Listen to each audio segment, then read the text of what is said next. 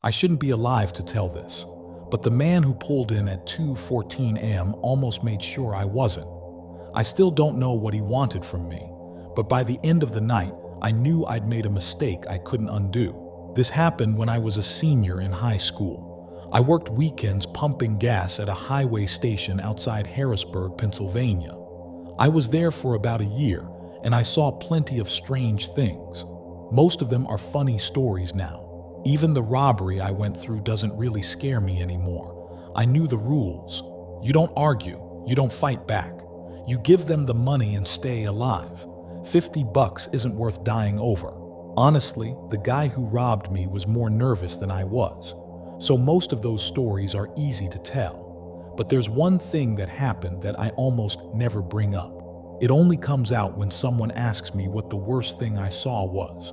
Some days, I don't want to talk about it at all. Other days, I feel like I have to, because if it happens to someone else, I want them to recognize it and not make the same mistake I did. And no, I'm not a hero. I didn't do anything brave. I did the bare minimum, just enough to survive. Anyway, here's what happened. It was a night shift, a little after 2 a.m. when a dark Audi with South Carolina plates pulled up to the pumps. A man in his 30s stepped out and asked me to fill the tank while he ran to the bathroom. As he said it, he slipped a $20 bill into my shirt pocket and told me he'd give me another one if I filled it fast. That should have been my first warning. Instead, I rushed to do exactly what he asked. And that decision put me directly in danger. Because the moment he disappeared into the bathroom, I realized I was completely alone with his car and someone was watching me. That's when I noticed her. A girl, maybe middle school age, was asleep in the back seat. She was covered up to her chin with a blanket. I didn't want to wake her and risk losing the tip, so I kept my head down and filled the tank as quickly as I could, checking on her now and then. She didn't move. Then, as I glanced back one more time, my stomach dropped. She was awake. Her eyes were wide open, locked on mine. Before I could react, she slowly mouthed 2 words through the glass. "Help me." I froze. My hand was still on the pump, but the gas had stopped flowing. Then I heard his voice behind me. "Everything good over there?" My brain kicked into survival mode. I told him the pump had glitched and that I needed to go inside to reset it.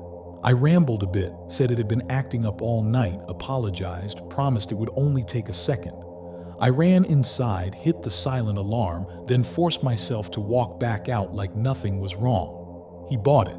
I stayed calm. I didn't look at the girl again. I didn't panic.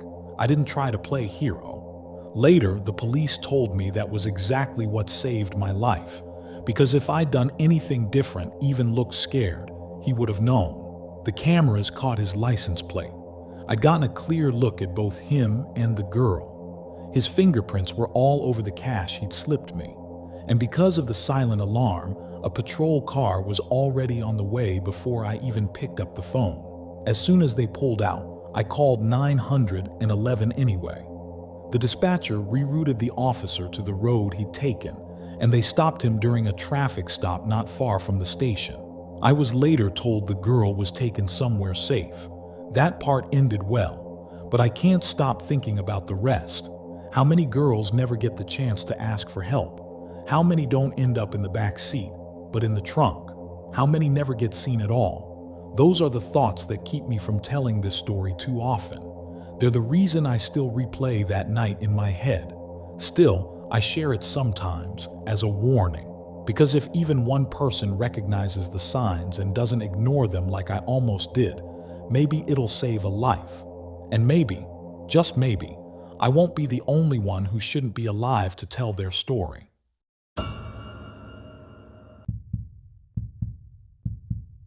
At 3:12 a.m., I saw someone walking behind me on the security mirrors. But when I turned around, there was no one there, and no way anyone could have been. I still don't know what I saw that night, but I know it wasn't normal. I want to say this up front. I don't believe in ghosts. I don't believe in paranormal stuff, and I'm not trying to convince anyone that it's real. That said, I do believe in admitting when something can't be explained. Because something happened to me that night, and no amount of logic has ever been enough to explain it. That's the part that bothers me the most. If I could just label it as a ghost or some glitch in reality, I could move on. But I can't, because I have no idea what it was, and neither does anyone else. At the time, I worked overnight security for a private company that handled large office buildings in downtown Houston, Texas. Some of these buildings were high-end, with nice security offices and decent perks. The problem was, they were painfully boring at night. Dangerous jobs keep you alert. Boring ones drain you in a different way. Out of all the places I expected my scariest shift to happen, those buildings, even on my list, weren't. One building in particular had a strange layout. Each floor was shaped like a wide U, with offices lining the hallways. Every floor belonged to a different company, so the decor changed, but the layout stayed the same. At the inner corners of the hallways were polished metal plates mounted at each 90-degree turn. At first, I thought they were just decorative. Then I realized they worked like mirrors. You could see movement in connecting corridors without walking into someone by accident. It was actually pretty smart. That detail matters. One night, I was on shift with 2 other guards when it was my turn to do a physical sweep of the building. Cameras covered most areas, but any good guard knows you don't rely on cameras alone. Every 30 minutes, one of us would walk the floors. Most guys used the elevator. I'd started using the stairs part of the time to stay in shape and to kill time. I'd climb as many floors as I could before my legs gave out, then take the elevator the rest of the way. That's what I was doing that night. And that's when everything went wrong. Because the mirrors that were meant to prevent surprises showed me something that shouldn't have been there. That night, I managed to take the stairs all the way up to the 9th floor, something I'd never done before. By the time I got there, I was completely exhausted. I leaned against the wall in the stairwell, catching my breath and making sure I stayed out of view of any cameras so my coworkers wouldn't see and make fun of me. Once I felt steady again, I stepped out into the hallway and headed toward the first corner of the U-shaped floor. I didn't even make it halfway. I froze. For the first time since I'd started working there, I saw something in the polished metal corner plate. A reflection. It wasn't sharp, but it was clear enough. Someone was standing in the connecting hallway, wearing what looked exactly like my security uniform. I called out, thinking it had to be one of my coworkers. The figure moved out of sight. At first, I assumed it was a prank, someone trying to mess with me. As I walked toward the corner, I called out again, half joking, "I saw you in the reflection. You're not slick." I rounded the corner. No one was there. I checked every office and conference room on that floor. Every single one was empty. I radioed down to the other guards, annoyed but uneasy, asking if one of them was upstairs messing with me. Both of them responded immediately from the security office. That's when the uneasiness really set in. Either I was seeing things after climbing 9 flights of stairs, or something was seriously wrong with me. Neither option made me feel good. I wasn't panicking yet, but I decided to stop taking chances. I headed back toward the elevator. That's when it happened. It felt like someone rushed up behind me fast. I heard footsteps that weren't mine, close enough to trigger pure instinct. I spun around with my hand on my sidearm, ready for a confrontation. There was nothing there. The hallway was empty. The fear that hit me wasn't like normal fear.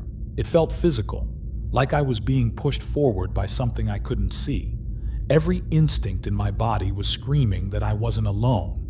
I got into the elevator and immediately radioed my coworkers, telling them to watch the cameras on the 10th floor. They asked if I was okay. They could hear it in my voice. I told them to just watch and tell me what they saw. I fully expected them to say there was nothing, so I could start worrying about my health. Then the radio crackled. One of them said, "Yeah, there's someone up there with you. We're coming up now." I sent the elevator down, feeling a strange sense of relief. I wasn't losing my mind. Someone really was there. When we regrouped, we swept the floor together, calling out and warning whoever it was to come out. We didn't find anyone. That wasn't the scary part. On the way back down, I asked what they'd seen on the cameras. My coworker said the movement was blurry, always near the edges of the frame, enough to confirm two things. Someone had been up there, and they knew exactly where the cameras couldn't see. And that's when I realized this wasn't a prank. It was something that knew the building better than we did. That kind of movement told us one thing: whoever it was knew the building. They'd studied it, probably walked through during the day, maybe pretending to be an employee or a client, just to learn where the blind spots were. People later asked me how they even got into the building, and if that scared me. It did. But when you're on shift, you're trained not to focus on how something happened. You focus on what's in front of you. You secure the area first. You ask questions later. We stayed in the security office, watching the cameras for another 15 or 20 minutes until the police arrived. Then we helped them sweep every floor. They checked offices, closets, under desks, everything. They found nothing.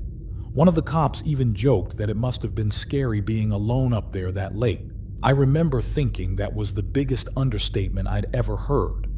After they left, we activated extra alarms on floors 9 through 13. If anyone stepped onto those floors again, we'd be alerted instantly, and 911 would be called automatically. Nothing else happened that night. We finished the shift, told ourselves it was over, and went home. But it didn't end there. In the weeks that followed, I realized how much that night had messed with me. The more I replayed it, the worse it felt. I tried to ignore it, but that only made it come back stronger.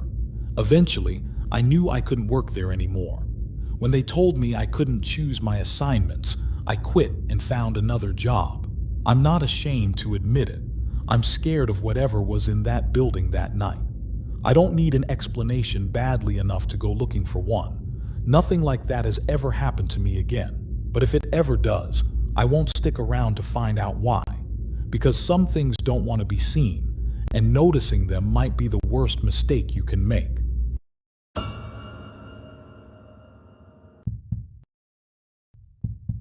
I didn't know it yet, but the man slumped in that car was about to force me to pull my trigger for the first and only time in my career. I spent 8 years working patrol for a major police department here in Nevada, and in all that time, I only ever fired my weapon once. Most officers would tell you that's incredibly lucky, and I guess it is. But the same guys would also admit that the way it happened still keeps them up at night when I tell the story. This was late one night on patrol. I just cleared a routine call at a convenience store near North Las Vegas and was heading back toward a busier area when something caught my eye. On a quiet side street, I saw a sedan parked halfway on the sidewalk. Every interior light was on. From a distance, I could see the driver slumped forward at a strange angle, too still to ignore. I didn't have any active calls, so I looped the block and rolled up slowly to check on him. Inside was a man passed out cold behind the wheel. I did a quick scan of the car. No obvious weapons, nothing illegal in plain sight, then knocked on the window a few times. He jolted awake, clearly startled. He was probably late 30s, Hispanic, short hair, wearing heavy-duty work clothes like someone off an industrial job. The first thing he said was, "Officer, I'm sorry. I live right here." I must have nodded off for a second. He explained he worked nights at a chemical facility out in Henderson.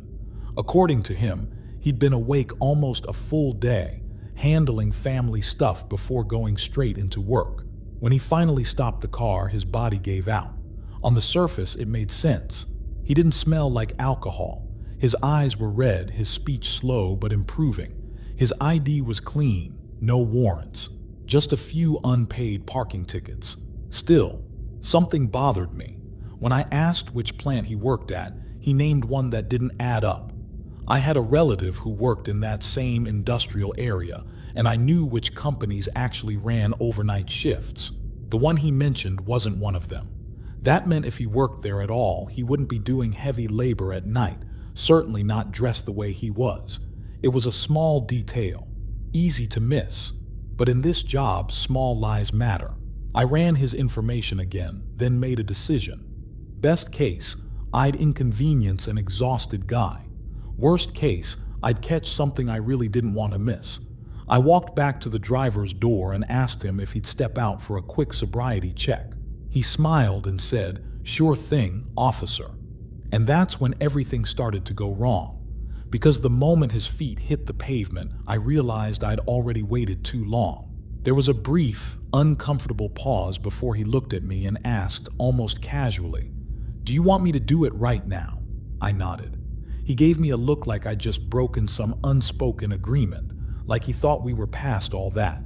I told him I understood he was exhausted and that I didn't think he was drunk, but given how everything looked, I had no choice. I said I'd make it quick and get him home as fast as possible. I even threw in that my supervisor would chew me out if I skipped it. That part wasn't true, but sometimes you say what you have to say to keep things calm. Instead of opening the door, resting near the open window, slipped down out of sight behind the door. That instantly set off alarms in my head. You can say whatever you want to a cop. Insult us, threaten complaints, tell us your taxes, pay our salary. I don't care. But the one thing you don't do is move your hands where I can't see them. I stepped closer, rested my hand on my weapon and told him, calmly but firmly, to keep his hands visible. He raised both hands and said, all right, relax." But when we started talking again about the sobriety test, his hands drifted down slowly, deliberately. I pinned his left arm against the door before he could reach any farther. He kept saying, "It's fine. I don't have anything. I'm just unlocking the door." I told him to use his other hand, and that's when everything exploded. There was a handgun tucked behind him in the seat. I was so focused on his left arm that I didn't register what his right hand was doing until he lunged forward. He fired. I felt a sharp, burning impact in my left arm. It went dead instantly. I stumbled back, cleared his line of fire, and returned shots through the rear passenger window. I fired until he stopped moving, aiming center mass like I was trained. My left arm wouldn't respond at all. I had to switch my gun to one hand, grab my radio with the other, and force out a call that I'd been hit. For a few seconds, I was wide open. If he'd still been able to fight, I wouldn't be standing here. But he wasn't. I trained my weapon back on him and started shouting commands, my voice shaking, my heart pounding so hard I thought I might pass out. I'd handled armed suspects before, but I had never been this close to dying. And when backup arrived and we searched his car, we found the reason he couldn't afford to let me walk away. I didn't want to fire again, but getting close enough to disarm him wasn't an option. My left arm was useless, hanging there like it didn't belong to me anymore. I remember taking a step back, trying to steady myself when I heard him speak. Weak, confused. "Why'd you shoot me, man?" he said. "I'm right outside my house." He said it like he was the victim, like he hadn't just tried to kill me, like I'd shot him for falling asleep in his car. And as crazy as that sounds, I'd seen that mindset before. I once watched a woman run from a traffic stop, crash into a family SUV, crawl out of her smoking car, try to stab the officer arresting her, and then lie there in cuffs saying, "I didn't do anything." Fear does strange things to people. Some folks can handle arrest. Jail doesn't scare them, it's familiar. But others would rather die than face what happens next. When backup arrived and we finally searched his car, the truth came out. He wasn't a gang member. He wasn't wanted. He wasn't running from warrants. There was only one thing in the vehicle, a bottle of oxycodone. No prescription, that was it. No record, no violent history. With a decent lawyer, he probably would have walked away with rehab and maybe a short sentence, if that. But detoxing in jail, that was what scared him more than prison, more than a gunfight, more than death. He chose to pull a trigger instead. And that's the part that still haunts me, because that night proved how thin the line really is between routine police work and never going home at all.